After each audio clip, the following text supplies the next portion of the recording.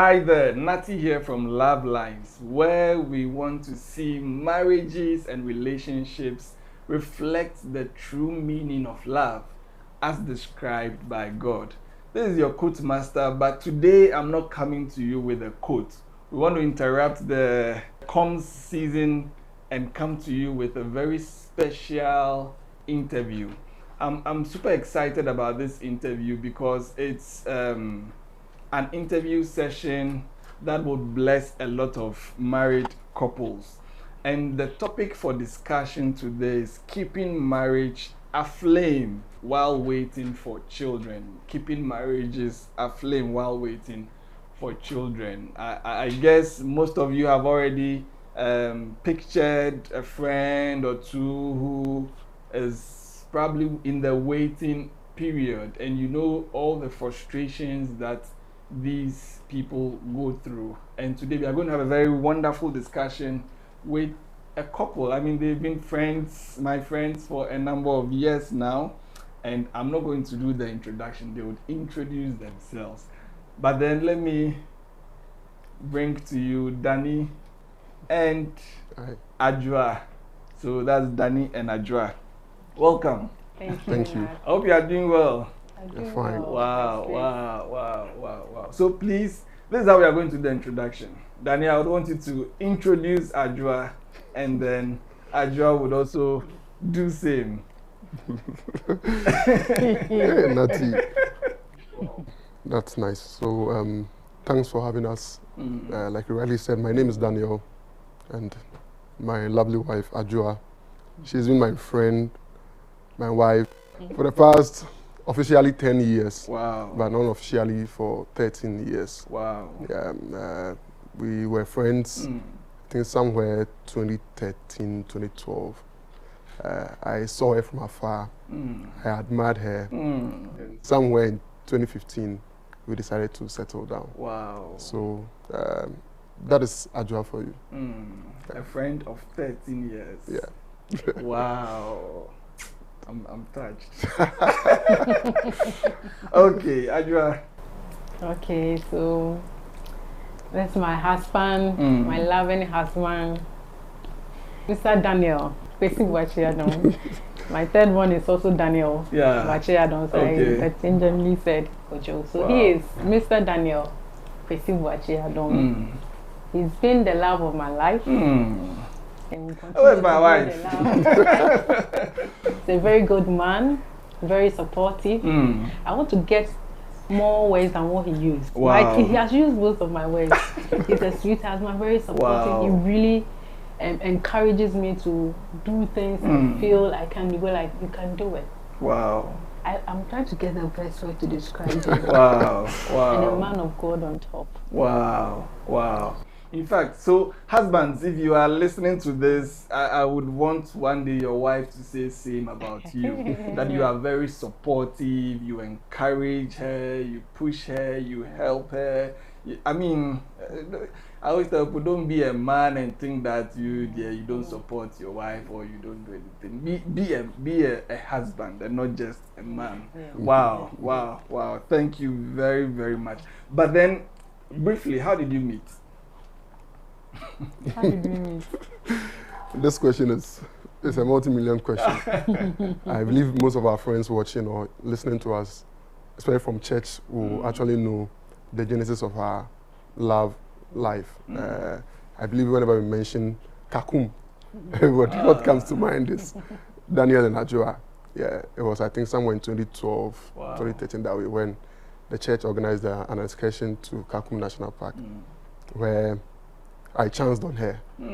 Yeah, because she was actually part of the organizing committee.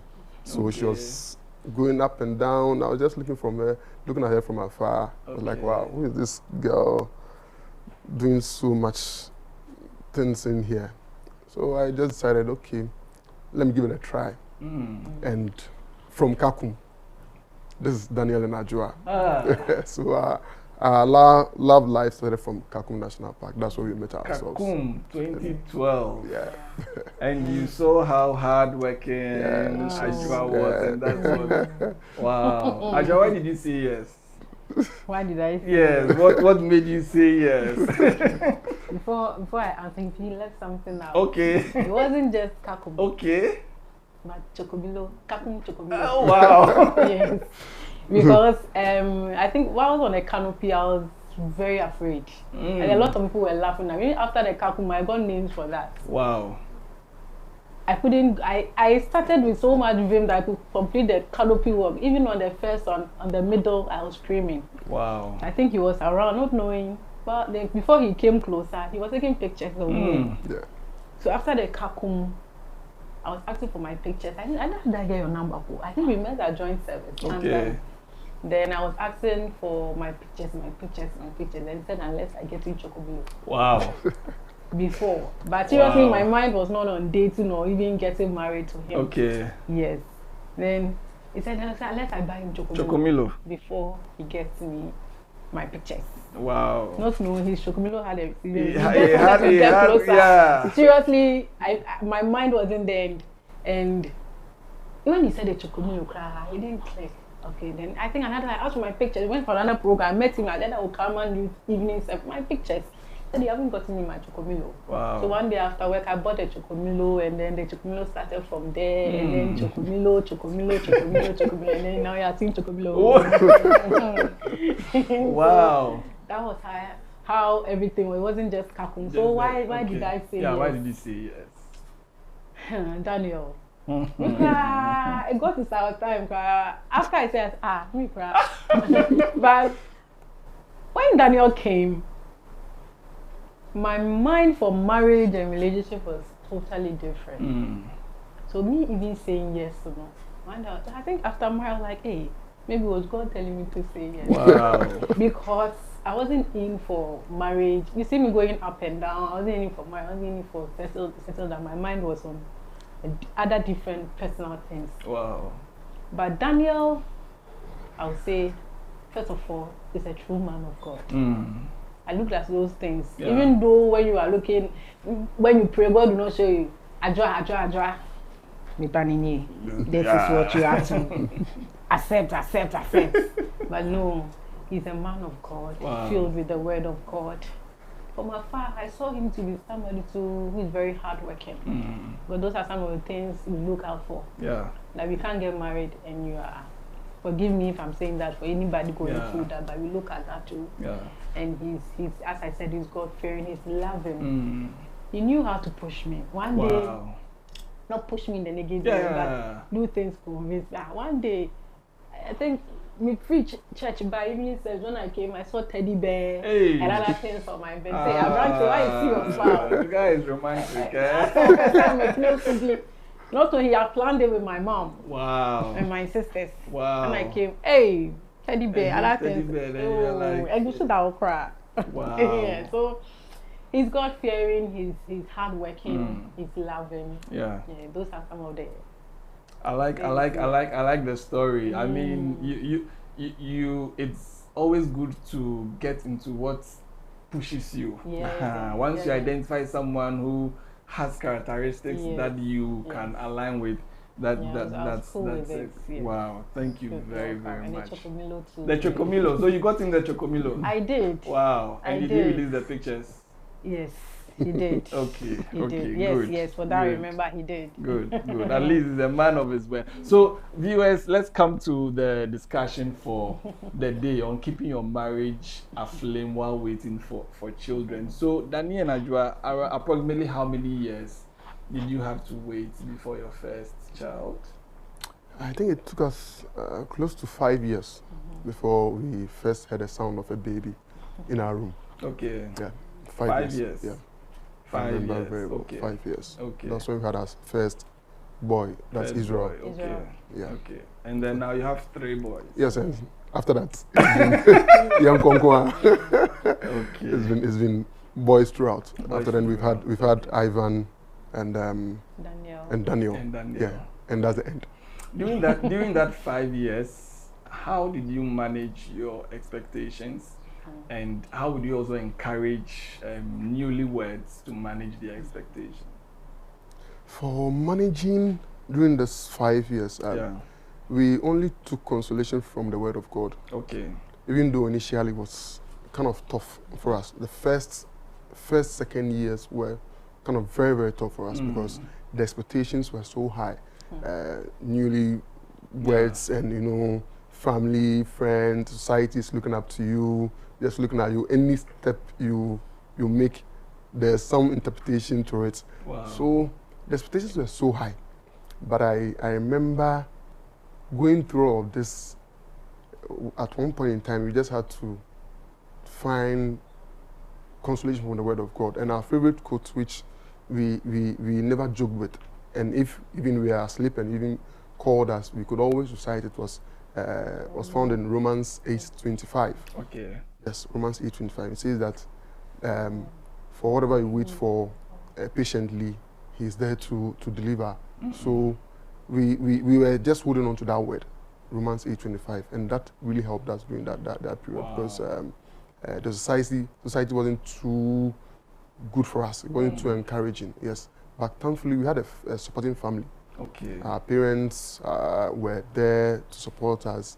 They didn't give us so much pressure. Okay.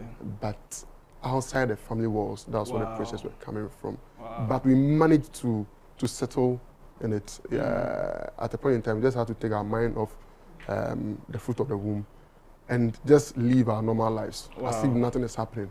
So I remember we schedule our leaves together. Okay. So then we just travel out of Accra, Wonderful. go and spend some time. You are giving myself and others a lot of ideas. Just go and spend Very good time. one. Yeah, and just come back, just to forget about everything, start Wow. life again. And that's how we were able to cope through during that 5-year period of waiting. Wow. And it really helped us. Wow. Yeah. Wow. Adwoa, how about you? I mean, especially for you as a woman. Usually I hear it has a lot of toll on the woman, a lot. Yes, it was. What were some of the experiences? It wasn't an easy Wow. one. Some of the experience, if I'm going to say, it would take her like 3 years or 20 years to talk about Wow. it. It wasn't an easy journey. I thank God for my husband. And I always say this. He was and is a strong man. Wow. Daniel was very strong. I was always crying. I was always crying. I don't want to be teary. I'm trying to control myself. No worries. I was always, not always, but most of, even if I'm not crying outwardly, even at work, I'll be crying. Those times I was in the financial institution, I was a teller. And days you are expecting maybe not to, you're expecting that maybe this man there, definitely. Then you see that, oh no, I'm fat. You go and sit in the teller, okay, next person. Any foreign withdrawal? Any this? Wow. It wasn't easy. Sometimes I move out of my cage, go to the washroom and go and cry. Wow. It wasn't an easy journey, but Daniel was, I never saw Daniel cry. Wow. But I knew he cries. Because in this situation, when you get the two of you crying, and then who comes to Who consoles you? But he was a very strong man. As a woman, I felt like if you don't give birth, it doesn't show like whether you are a real woman. At that time, I had it in mind that childbirth was everything. Even though childbirth gives you that joy, was everything at that time. I think with this question, a week to our marriage was a friend, and a week after our marriage too was a friend. We did a year, they had all given birth. Wow. So you can imagine how I felt as a woman. And I was with one at my place. She was okay. She never said anything bad. I knew that lady was praying for me. So feeling that as a woman, I mean, why? I can't give birth. What is happening? And even at church, what even other women will say, all these were hurting me as a woman. Wow. I quite remember one day I just went to church and just felt like wearing flats. Somebody just came to tell me, say, yes, me betray me, yes, I'm about you, I'm a family. Oh. And when the lady said that, I was like, oh, why? She said she just felt like come to tell me that when I passed by, that's what those people at the back said. I just kept quiet. Wow. All these, Daniel was strong, but me, a woman, I would cry. I'll be sitting in the car, somebody would just come and pass by. Yeah, they train you, Oh. Like I didn't even go and tell that person that, madam, come and talk to me. I felt sad. I felt like hey, Imani B, I'm not reaching out as a woman that get married and are giving birth. Wow. It wasn't easy. I can't say all year. I went for one. I think if you were there for our first child's christening. Yeah. I didn't call that woman. I was just seated somewhere. She said she wants to talk to me. Wow. And she was asking me so many questions, and then I was like, oh, there's no problem. I didn't feel like talking to her. I just gave her that respect, and then she just said, I'm sure it's not coming. I can go and adopt children. Meanwhile, too, I was seated somewhere thinking about myself because of these issues. So I wasn't even going out for programs. I quite remember a friend called me to come and sing at his church. I told him I can't come. So it wasn't easy going for program. Daniel was strong, but I wasn't. I was praying, but my faith was really wavering. A lot of examples. Wow.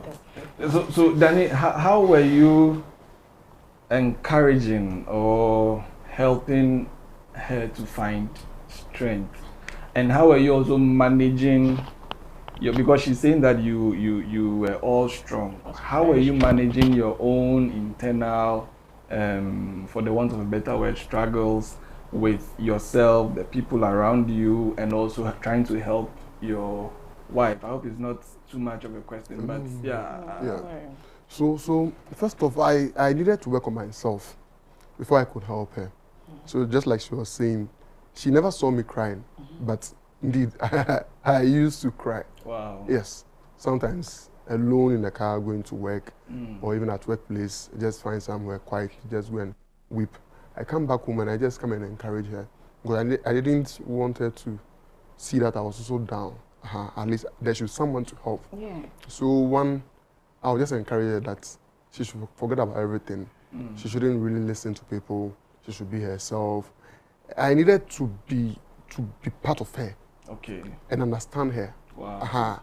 Not shouting on her and just blushing her aside that, oh, why are you always crying? No. If she needed to cry, I would just allow her to cry. Okay. Then after the crying, just encourage her, take her mind off. So that's why I said that we would just go out. Because it was just the two of us, so you can just move a car, just move somewhere, go and just meditate, or then just come back. By then she'll be fine.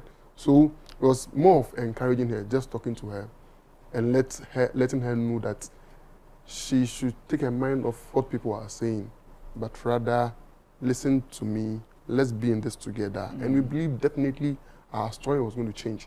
I just had to help her build up her faith. Yes, she was very spiritual, but her faith was a bit shaky. I wasn't too spiritual, but I had faith. So we were opposite. Okay. But I just had to use the faith word to encourage her. Okay. Just telling her that no situation was permanent. Yes. In fact, it was one word I used to encourage her. No situation is permanent. No situation. Definitely, there's going to be a story after the storm. So she should just keep faith. And honestly, that was one trick that really helped us. And we're always praying together. Always praying together. If you have to be church programs, and especially, sometimes I want to give a simple advice to men who are into this kind of situation. Especially when you get to church and they are asking for, oh, who are those who need the fruit of the womb? Don't allow the lady to go alone. Go with her. So I remember most of the times when there were church activities and they called out for such people, I go with her. I remember I go with her, I stand with her, I hold her hands, and we all take the prayers together. So it was one thing I did that really encouraged her, always being with her in that situation. I made sure I wouldn't, after the first experience when a certain woman of God said something to her, that was where I said, no, I will never leave her alone. Whenever there's such programs, I always make sure I'm always with her, so that if there's going to be any thoughts from outside, I can quickly diffuse it, so that she is free. So that's how I was able to help her. And to add to that, I remember a friend of mine, after marriage, before marriage, he met me, and I was so, where you then? That's a friend, a guy friend, where you then? I was like, oh, I couldn't say. I was like, oh, I was even on my way to work. So I can imagine how I felt during the week. He got married. He also got married. His wasn't coming. He called me. Yeah, Joyce, where is you? Me and my wife, we have all been crying. Wow. I said, hey, You the man crying. One I told Mr. Bache to cry. They are crying. No. The two of you should never cry. Now who soon now bani soon. Now when any ajum ko be to come and help you. Yeah. So I thank God for Daniel. Seriously, I thank him. I'm not pretending, but I thank God really for thank him. God for He was him. very strong. Wow.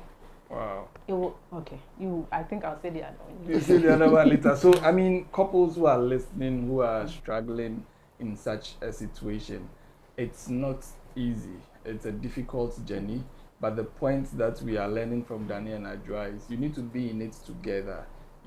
At least there should be one who is strong, who is encouraging the other person. Be in it together and walk through with faith. So let me come back to you on this. How did you maintain your love, the joy of love during that period?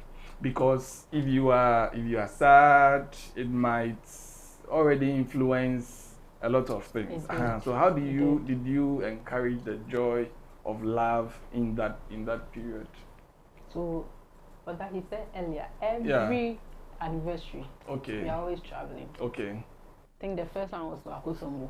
Okay. The other one to Takra. Danny, I've told you to send me the location. This is not foreign travel. This is local. Oh no, it's just local.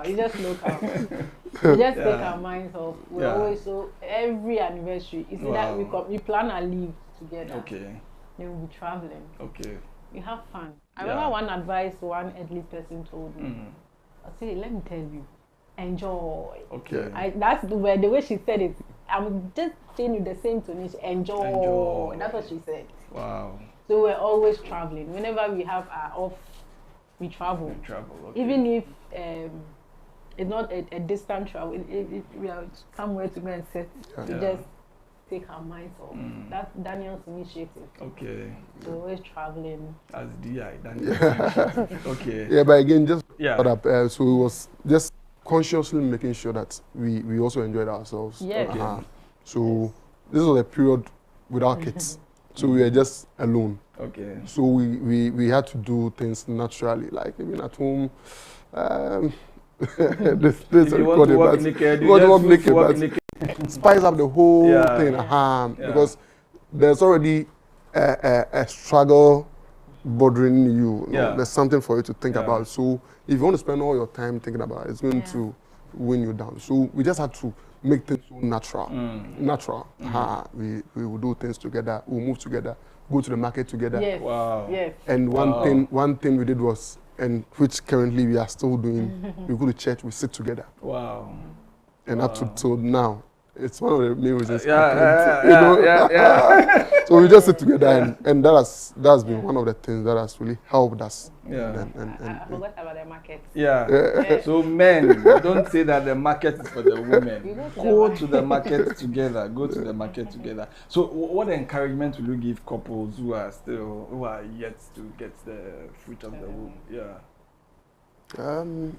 I think first off, they should commit everything to prayer. Secondly, they shouldn't be too expectant. Okay. Being too expectant will lead to so many things. The disappointment, I remember sometime, in fact, I knew her ovulation cycle. Wow. Yes. So I could tell that no, in fact, when she became pregnant, I was the first who told her that, no, Charlie, I think I don't have her. Wow. So don't be too expectant. Just live a normal life, as if you are just living your life and not expecting anything. Okay. That's why I said that the consolation came from that part of the word of God. Wow. If we hope for what we do not yet have, we wait for it patiently. Okay. Romans 8:25. Yeah. So it was something we did naturally. Wow. And give birth to so many things. So, wow. Don't be in a rush, because I don't think financially is going to drain you. Yeah. Yes. Emotionally is draining you. Psychologically is draining you. In fact, we spent all our money on hospitals, and in fact, it got to a point even that it took our parents to be supporting us. Wow. Yes. Wow. Because today you hear this hospital and you need to go there. You hear this prayer camp and you want to go there. And you, by the time you realize you would have spent everything, but if you leave everything to God, and ask God to take His own time in doing everything for you. In fact, it will come naturally without even knowing that God has done it for you. Wow. Yes, and so that's how I will always want to encourage any couple going through this challenge. Wow. Yeah. Don't be overly expectant. Leave everything to God. Any addition? Just believe in yourself and don't let the outside world give you that pressure. That when you marry, especially they calculate, 9 months, 10 months, after married, like it's been a year, it's been a 2 years, No, don't. I gave myself to that pressure, and it affected me. Okay. So it got to some time, I just had to just keep a deaf ear to whatever they were saying. So apart from you being over expectant, just don't mind whatever the world that is going around you. Believe that in God's own timing, when the right time is in, I'm telling you from experience, looking at when the children came. Yeah. It was the right time. It was the right time. Even if it was the work of the enemy, God used him to make greater things come. Wow. And so just keep a deaf ear to the outside world, especially the outside world that are giving you pressure. Don't mind them. Wow.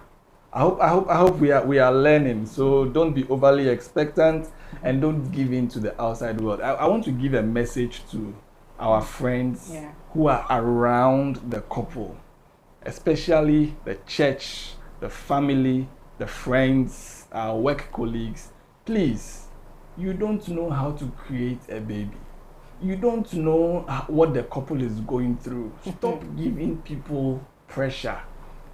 If they have married and they haven't given birth, is it your concern? What do you want for them? All you can do is to pray. Just pray for them. You don't need to go and ask any question, hey, what's going on? Because maybe you have good intention, but because you are overly caring or because of whatever, you may not know how to express that care. So you don't need to go and poke your nose. You know, there are people who come around and want to ask you certain questions as if they want to help, but they just want information. What are you using the information for? Please, keep quiet and pray for that couple. If the person opens up to you in a conversation, then you can engage in that conversation.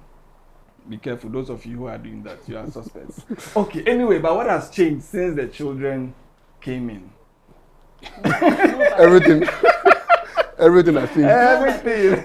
No vacation. Even my dressing has changed. No vacation. Even I recently wanted to say, and I understand why that woman said enjoy.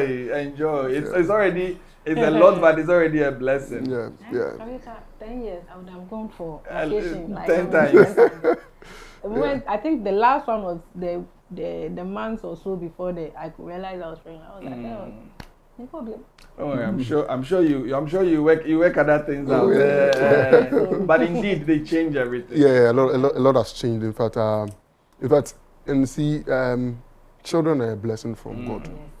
I always say that, and our children have immensely blessed us. God has blessed us through them. Wow. In fact, I remember having Israel just about 6 or so months. I had a new job.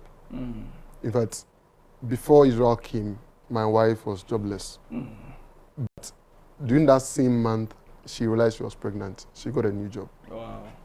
Can you imagine you being pregnant? You are on probation for 6 months. Wow. And you are pregnant. Which employer will want to? No. Yeah. But a lot have changed after they came in. Now, honestly, our time together has even changed. Even though we try to still have time for ourselves, even though we are not going for vacations, but occasionally we transport them to grandma and grandpa. So I can also have our own small indoor vacation. Yes, so a lot has changed though. Wow. Yes, a lot has changed, but it's all for the good. Yeah. Wonderful. You're giving me an idea. One of the sessions we are going to discuss vacation, vacations for married couples, so that we can all plan towards it. Thank you very much. It's been a very exciting discussion. Before we end, I'm going to ask you some 3 questions that we would ask other couples as well when they come. So apart from the childbearing challenge, what has been your most challenging moments, and how have you overcome those ones as well, apart from the childbearing one? Some deep thoughts there. Seriously. So when it comes to challenges, we are always challenged. Yeah. Every now and then we Yeah. are always challenged. So there's a challenge for us to develop ourselves. There's a challenge for us to spiritually grow, and every now and then we are challenged. I remember we said to ourselves we wanted to start something for ourselves, putting up a building, and it's been a challenge how to be able to quickly finish that before these children will start eating into our finances. It's been a challenge. Wow. And we are still praying to God to help us be able to complete it. So that's one challenge we face. We continue to pray to God to help us be able to overcome it. Yes. Wow. Yeah. Thanks for that. Also, what I hear you say is that there's that challenge of balancing a lot of things with the minimum resources that are available financially, emotionally, trying to make sure every aspect of the marriage is sorted. God help us. Anything comes to mind? I would say the upbringing of the children. I would say it is a mixed feeling challenge. Yes. Because it's not easy. Working parents. And then closing from leaving the house very early. And waking up like 4 o'clock, 4:30. Preparing the kids for school. See, the whole thing has changed. Everything has changed. And we don't have help too. Wow. So it's another challenging thing, but it's like it is helping us get used to it a little. First, it was Israel alone, so we weren't really feeling it. It was Ivan children, but number 3. Fortunately, there are 3 boys, so you can imagine. 3 boys. 3 boys. Yeah, that would not be easy. Anyway, the challenge of parenting, it's not an easy one. You don't have enough sleep.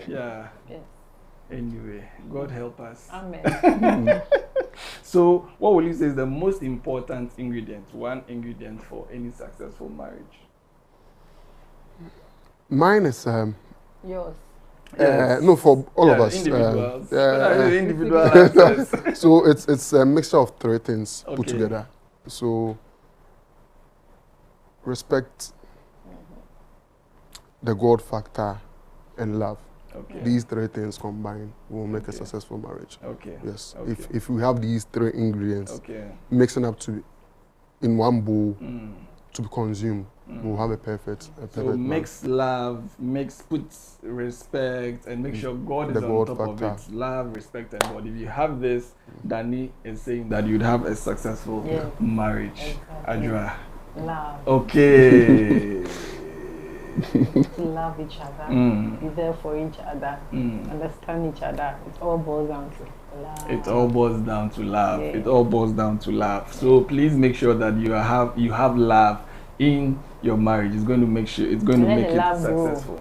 Okay, water it. Don't just leave the love and make it as it is. The final question though, if there is one thing you wish you knew before you got married, what would that be?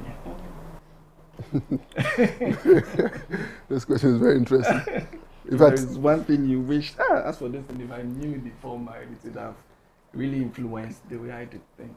I wish I really knew the subject of the 21st century woman. That's right. Yes. In fact, I wish I had gotten enough materials to read, enough knowledge about that. Yes. Unfortunately, I got into this institution of marriage, and I'm now learning on the job. Even though it's not easy, but I'm learning her. I'm learning to understand her. And I think it's helpful for me. That is one thing that I wish I knew.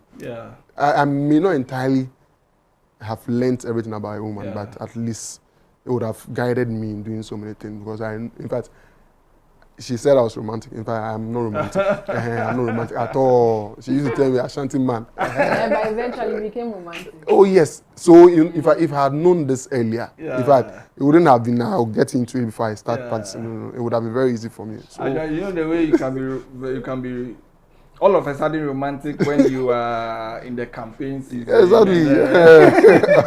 After election campaign. So I know how to come back 4 years and learn again.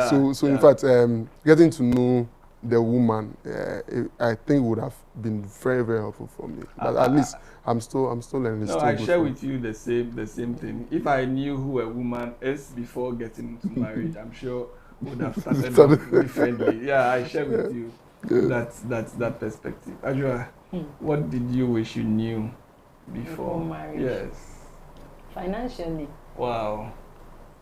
In a financial way. Yeah. I wish I had known that when kids start coming in, it's a different financial thing on its own. Yeah. I've made sure I'm not saying when you get married and you don't have enough money is bad, but when the kids come in, it's a different level altogether. Yeah. So, maybe we did those treasury bill and those things.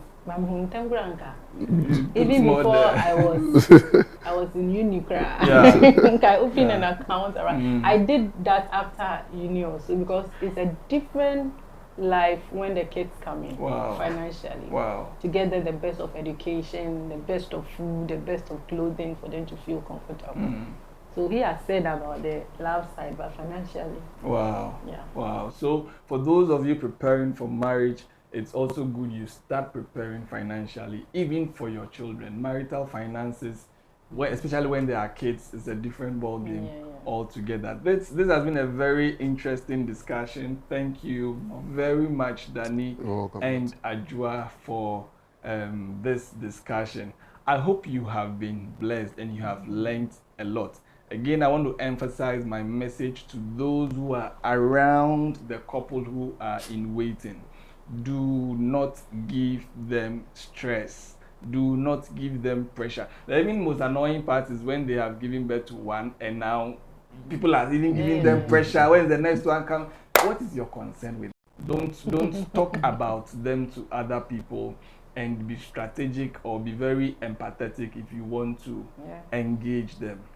This has been an interview session by Love Lines. We hope you've enjoyed our previous episodes. This is an interview, and watch out for the next episode. This has been in collaboration with Anchor Media, with sponsorship from Omafel Ventures and Al Cuisine. Thank you very much. Remember to share with a friend, click that link, subscribe, and then like. Thank you. God bless you.